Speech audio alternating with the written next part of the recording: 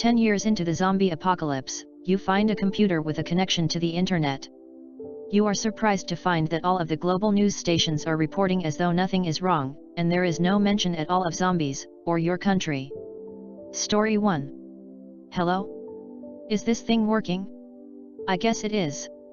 Alright, my name is Manuel. Yeah, like that dude from Faulty Towers, you can laugh it up now, British folks. The sound of heavy footsteps play through the stream. The camera seems to be faulty, but slowly the image becomes clearer. The streamer is walking fast through what appears to be an abandoned building. Definitively, God, Allah, Buddha or the freaking leprechauns must be playing me the most impressive prank of all times. Fuck. Manuel whispers that curse as he ducks behind a corner. A woman appears briefly on the screen, wearing rags and covered in what look like dried blood and filth. She is so thin that she seems to be a walking death, trembling with each step and making eerie breath sounds. After a few minutes, Manuel resumes his walking.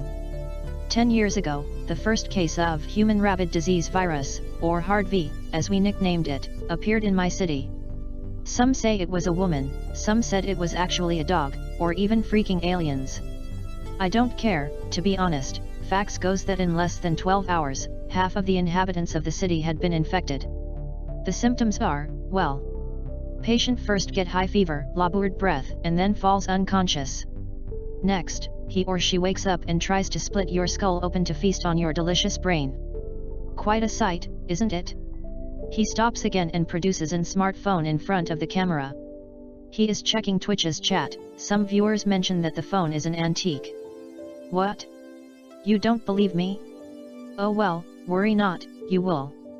Oh no, most of you will think that I am simply a gamer pretending to be in a zombie apocalypse, so let me tell you this. Search for my country, Spain, and look at the news. You'll find virtually nothing. Nada. Zero. Zip. Just political mumbo-jumbo, but no news at all of what is happening in Spain. And even more, just try to book your holidays there.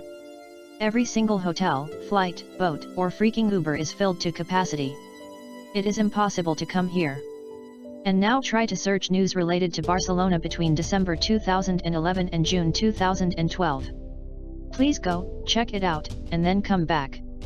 A few minutes pass in which Manuel gets out of the building and runs through some streets, stopping behind abandoned vehicles, burned down army transports, and finally starts to march towards an avenue, jumping over what appear to be random obstacles. Yeah, you saw it. Just a few notes saying that communications with Barcelona seem to have failed, and some news about riots. But nothing else. So let me tell you this, 10 years ago there was a zombie apocalypse, and my city, my country, were where it begun. So I can only guess that OTAN, the USA, the Illuminati, or whatever the fuck is responsible for this massacre has silenced it. Some would say you cannot make a whole country disappear, and they didn't just do that. Portugal and Andorra are gone too. They went through the same treatment. He jumps through a window and, immediately, crouches behind it, resting his back over the wall. I know it's not the first time. Well, if my previous streams have somehow reached you, this is not the first time you saw me. Something funny happened, after I managed to establish a satellite internet connection, apparently thanks to a guy called Elon Musk, and after I wrote my first messages on Reddit, the freaking army appeared here. I thought they were finally going to save us. But then, they started hunting down the survivors. Damn my luck. Manuel stays there, catching back his breath, before finally climbing the stairs inside the building to what appears to be a fourth stage. He looks through the window, sun is setting and soon night will arrive. I have been running for the last few days. But those bastards don't know a few things. Look, can you see them? The camera moves, as if Manuel had grabbed it with his hand to show it through the window. Despite the low quality, the movement of human figures is obvious, as they take cover and advanced coordinated towards the building where Manuel is hiding. The camera moves again, as Manuel reaudics it to his head. The first thing, is that you don't fuck with a bastard who survived for 10 long years. He produces a different cell phone and dials a number. After 2 call tones, an intense orange light illuminates the room, followed by the explosion. Silence follows, then screamed orders, and the roar. Hundreds, thousands of inhuman voices roaring at the same time. Second, is that they only go out at night. And third, The camera pans as Manuel drops a huge bag he seems to have been carrying for the whole video. He immediately gets a long rifle from the bag, disassembled in 3 pieces, that he expertly puts back together. When he's ready, less than 30 seconds later, he takes the rifle, puts it on the edge of the window, at the same time that he adjusts the scope. Screams and roars fill the audio systems. The solders in the street fire in every direction, as hordes of humans, savages as rabid dogs, sprint towards them. Manuel takes aim. "This is my city." The chat goes silent as the first rounds are shot. And not a single one is aimed to the hard V victims.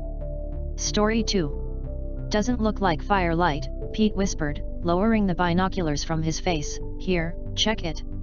Aaron took the field glasses from him and then lowered them again in surprise, checking his face.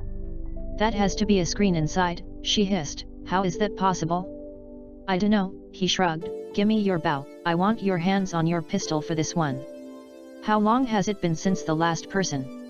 she asked, shimmying out of her backpack to dig it out. "Years," he shrugged again. "How long has it been since you saw light come from anything other than a flashlight? Batteries are pretty hard to find nowadays. Nothing left to power generators, hasn't been in years. So how is that possible?" she repeated. "How many bullets you got left?" he asked. "Same's always, haven't used the gun for 2 years, she whispered, listening intently. 4 rounds then," he nodded. "How many arrows?" "Made 2 more this morning, so, 8, I got 8, 2 of them are bloodied," she said. "Good," he nodded, "easier to turn a fucker than to fight them as is." "How do you want to go about this?" she asked quietly, checking their surroundings. The man stayed quiet as he listened and smelled the air. It was fresh and damp from a rain earlier in the day. The ground soft and fragrant. Everything was quiet, all they could hear was their own breathing and a distant sound of running water, perhaps a stream off the path a ways. "How do you wan dash?"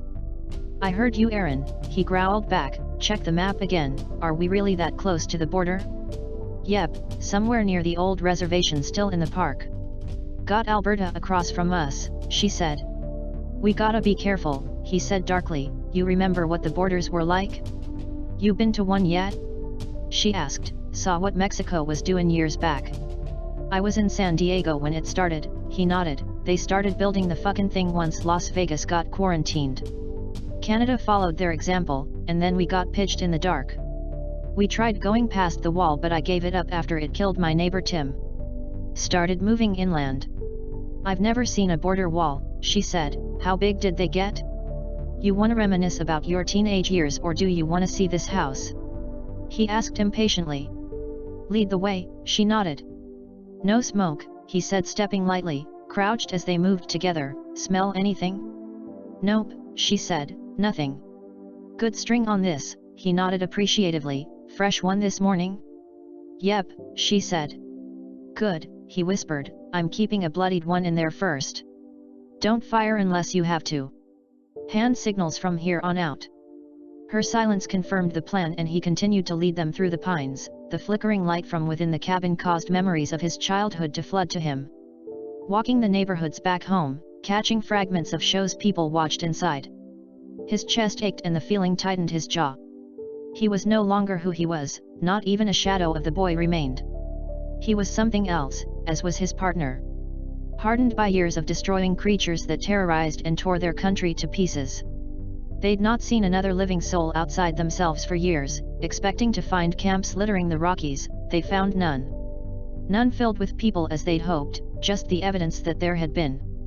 Pete held up a fist to stop her from walking into him and then quickly flicked 2 fingers to his left, then pointed to the ground and turned them clockwise. She nodded, moving off as he checked their surroundings in the front nearing the property. He could smell no smoke, nor hear any signs of life. No garden, or vehicles, just a barren cabin in the middle of nowhere. If they were still within the state park, it had to have been constructed recently. He couldn't tell. The lights of the screen inside flickered continuously as he approached. It was nearing sunset, they were losing light quickly. As he was reaching the window where the light came through he could hear footsteps from his right. Before he could raise the bow to draw an arrow he heard a chick-chick-chick sound they agreed upon making in these situations to know it was one of them. He saw Erin shaking her head as she approached, crouched down and then peeked his head up to look inside. A computer faced away from them at an off angle where they couldn't see anything on it, only the flickering colors off the opposite wall near an open doorway. Pete turned to face Erin and then tapped his chest before holding up his left index finger. She nodded and waited for him to lead. He knocked an arrow and held it in place as he moved up the steps towards the front door. It was unlocked, which surprised him. The fact that none of the doors or windows were boarded up surprised him as much as the sight of light coming from a computer screen. Humoring himself, he tapped the doorbell, jumping as it rang out. He'd not heard the sound in a decade. He pulled back his bowstring, dropping into a crouch as Erin raised her pistol above him defensively. They waited, each muscle taut and clenched. No moans, no shouts, nothing. Just the wind coming through the home. An open window somewhere. What the fuck was that? Erin hissed. I didn't think it would work, he said, releasing tension, letting the arrow rest again. After you, she said, pressing down on the back of his knee, making him lunge forward into the home. Flashlight, or flip the lights. He joked, attaching a small mag light to the upper half of his bow. Funny, she smirked, holding a similar light in her left hand while resting her pistol above it. Lead on. Guided by their beams, they inched their way into the cabin. Instinct pulled them left when they knew to the right was what their hearts longed to see. They had to check thoroughly before indulging their curiosity. They had a pretty good feeling the doorbell would have drawn any stragglers, as rare as they were to see these days, whether undead or human. Both were incredibly rare, even the rotters, since they entered the state park. Everything here was eerily quiet. Since they arrived, they'd not seen any signs of life aside from the trees and the plants. No birds sang despite the summer warmth. No foxes, wolves, coyotes. The dried venison they relied on for protein and the little fatted head was getting scarce. They relied more on the edible plants and mushrooms they could identify, growing angsty at the lack of hunting prospects. No tracks or scat revealed itself to them in weeks. Not a broken branch or overturned leaf except for those they'd made themselves. They stepped from the entry hallway into a small living room, barely decorated. No photos hung along the walls, just a simple landscaping painting here and there. Everything carried a thin layer of dust. Less than they were used to seeing while scavenging other areas before. They checked the cupboards, the fridge, opened every drawer. Nothing out of the ordinary, basic goods and the usual utensils you'd find. Nothing edible, everything over 5 years past the time they would have tried eating it. Erin gasped in surprise, causing Pete to spin on the spot, ready to defend.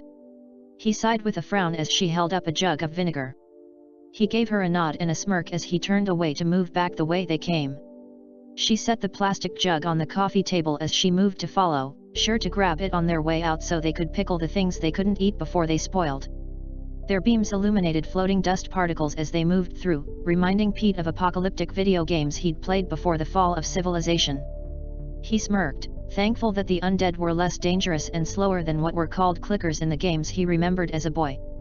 The dust particles would always remind him of their deadly spores. The thought made him ache for the days of simplicity as those. He rose his fist up silently to halt them outside the room with colorful flickers of light and drew his bowstring holding the bloodied arrow. One scratch from the carved bone arrowhead and their enemy, if human, would drop within an hour and die as the virus ravaged and took over their motor functions. He spun the bow first around the corner of the doorway, dropping into a crouch. Nothing. He released the tension, keeping the arrow's end hooked into the string. Saying nothing, he walked forward, eyes on the screen in shock. Erin at his back, stepping around to his side as they entered the room. They both just stood there mesmerized. Neither of them seeing so much as a rerun of a show the last 8 years. Not one blip of screen time. Emotions fired within both of them. Confusion. Fear. Anger. CBC News played out silently in little ads littering the screen before them, flashing colorful light in flickers around them. Check it, Pete grunted, I'll check the power source. Okay, she nodded, moving up, resting her pistol next to a rollerball mouse on the desk. Pete followed the power cord with the flashlight beam and saw it plugged into a power strip leading into a wall outlet. Interesting, he said. What? She said, fingers pecking along the keyboard, eyes bouncing down to the keys then back up into a bright white screen. Glued in awe and confusion. This house is on grid power, or it's powered by something else, he said breathlessly, I can't explain it. Pete, she whispered, I've got nothing on, anything to do with the United States. Nothing on the last 10 years. Nothing shows up in Google, not a fucking thing. Check maps, he said. I am, she said tearfully, it's blurred out. What? He spat, shuffling around to look over her shoulder. They both stared. No recognizable shape could be discerned. Everything was censored out by a giant blurry square, even going so far as to cover parts of the ocean at each coast.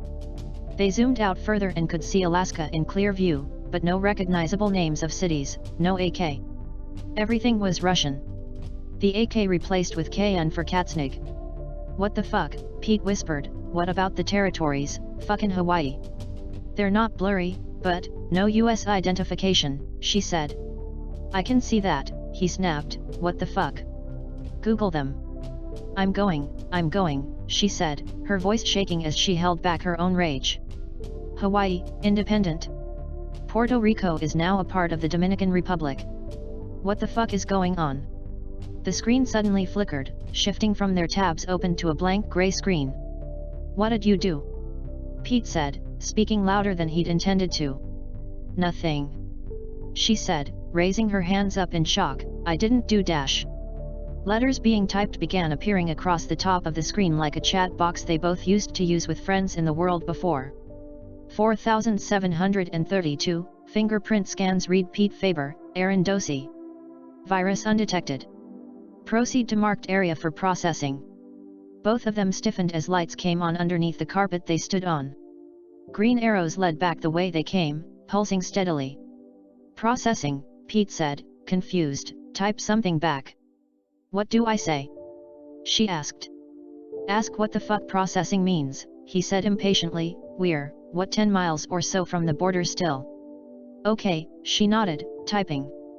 Nothing happened, she tapped a bunch of random keys and nothing showed up on screen. What did you want to do then? She asked, swiveling around to face him. For the first time in the 3 years she'd known him he looked scared. Just let me think, he nodded, forcing himself to remain calm. What's there to think about, she asked, we should follow these arrows while we got M. It was never the dead that frightened me so much as people, Pete said slowly, dead I can deal with just fine, don't care how many, there's always a way to outrun, outmaneuver, outthink. People? People out there in all this? Only reason I stuck with you in this is cause I found you when you were a kid. You're what, 23 now, I was just a few years younger when the virus happened. I know we've been searching for others, for camps, but I never actually hoped to find anyone. We have to see where they lead, Aaron said gently, if there's power here, there might be food there. You lead, then, he grunted, pistol first. Aaron led them along the pulsing arrows, their thin faces illuminated in the ghostly green every 2 seconds. They pointed their way down the hallway, through the living room and out the back door. They followed silently, fully expecting a person to appear along the way, but they were alone. They slid open the back door and could barely register the pulsing green under years of shifting dirt, but they were there leading them to a shed in the corner of the yard. Oh Pete said, processing in the shed, this ought to be good. Aaron said nothing, moving into a quick jog. She wrenched open the doors and laughed in relief. Got a lift? She said, come on hurry. Pete's eyebrows furrowed and he stopped outside the doors. I don't like this, he said, hate cramped spaces. Shut up and get on, we're doing this, Aaron hissed. He grumbled something and stepped inside, closing the outer doors. As they shut a light came on and their descent started. They only dropped 20 feet or so before a concrete hallway opened up, a set of steel elevator doors at the end. They side-eyed each other nervously before continuing along. Their footsteps echoed and clapped ominously. Aaron hit the only button there and the elevator doors opened up. After you, Aaron said. Pete stepped in and smacked the only button inside as Aaron followed. Their stomachs lurched as they descended. It'd been years since either of them felt the sensation of riding an elevator. After a solid minute they looked at each other, wondering how long it would be. Then another went by. They continued dropping further. Then another minute. Fuck me, Pete whispered, how far down are we? Aaron said nothing, just looked at her friend with wide eyes, unsure as he was. Another minute passed and their stomachs did another flip as their descent slowed to a stop. The doors opened to a rush of voices and two masked men pointing machine guns at them both. Their hands didn't drop bow or pistol but tightened instead. "Lower your weapons," ordered a voice from behind the guards. "I'd rather have you fed than killed." A man stepped up in between the guards as they made a gap for him. He was obvious military, his suit carrying several medals along the left side of his chest. "Commander Stanton, Canadian Armed Forces," he said, "you're the first people we've received here in a long time." Erin let her pistol fall with a clatter. Pete's bow and arrow hung limply at his sides. "Why aren't you guys up there helping people?" Pete asked through a growing lump in his throat. "We'll talk it over, son," Stanton said gruffly. "Come get some food first." Erin and Pete ate ravenously as they huddled against a wall in the mess hall. The contrast of clean uniforms and shaved faces clashed wildly with them. They felt alien, savage even as they ate. They hoped to keep their weapons, feeling vulnerable and naked without them. "How long have you guys been down here?" asked Pete. "We're not cleared to give information," a uniformed woman said simply. "Finish eating and we'll take you back to get briefed with the commander." Pete continued shoveling in garlic vegetables into his face and gave no argument. He could feel his body absorbing the nutrients, his mind refreshed. It seemed easier to think. 20 minutes later he and Erin sat in a clean room free of decorations. Commander Stanton faced them both from across a table, the fluorescent lights glaring off of his bald head. "Feeling better?" he asked. "You can both get cleaned up after I've made things clear here." They both nodded, grinning ear to ear. "Your country no longer exists," Stanton spoke sharply. "When your government failed to contain the spread, your neighbors and the rest of the world had to contain it. Until you're both cleared psychologically, this facility is your home. In our lower levels we help communities of people like yourselves who've found refuge here." Erin cried. Shallow quick breaths escaped her. She couldn't believe it. "What do we do in return?" asked Pete. "You heal," Stanton said, "then if and when you're ready, graduate to the communities of Americans on the other side of the wall." "Why wasn't all of this known up there?" Erin asked. "Why didn't you guys help us sooner? Send military to help clean it up?" "It's complicated, miss," Stanton said. "Containment at all costs. That's all I've got for you. Clean up and our people will escort you both to your temporary homes." They both nodded silently. "A lot to process," mumbled Pete. "It is," agreed Stanton, standing up to leave. "Good luck to you both." Hey, thanks for watching. If you want to see more, YouTube thinks you might like these videos.